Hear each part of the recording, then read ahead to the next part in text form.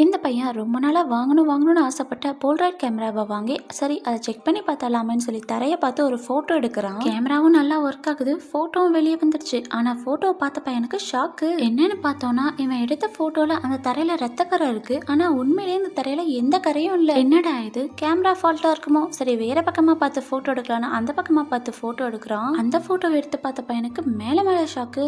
என்னன்னு பார்த்தோன்னா அந்த தரை முழுக்க ரத்தத்தோட ஏதோ ஒரு கை மட்டும் தெரியுது. யார் அதுன்னு பதறி போன பையன் அந்த இடத்த போய் க்ளோஸ் அப் வச்சு போட்டோ எடுக்கிறான். போட்டோ வெளியே வந்தோன்னே போட்டோவை பார்த்த பையனுக்கு அள்ளு விடல. என்னன்னு பார்த்தோன்னா இவனோட டெட் பாடி தான் அந்த இடத்துல படுத்து கிடக்கு. பதறி போன பையன் முதல்ல வீட்டை விட்டு வெளியே போலான்னு சொல்லி ரிச மாட்டினா கதவு தானே திறக்குது. யாரு கதவு திறந்தது? அங்க யாருமே இல்லையே. சரி கேமராவில போட்டோ எடுத்து பார்க்கலான்னு சொல்லி போட்டோ எடுத்து பார்த்தா போட்டோல ஒரு கருப்பான கை கதவு கிட்ட இருக்க. இறக்கிட்டு பார்த்தா நிஜத்துலயும் அதே கை மறைஞ்சு போகுது. எவன்டா அவன்? என்கிட்டயே வம்பிழுத்துட்டு இருக்கீங்க, நிலுங்கடா வரேன் அப்படின்னு இந்த பையன் மெல்ல மெல்ல போயிட்டு இருக்கும் போது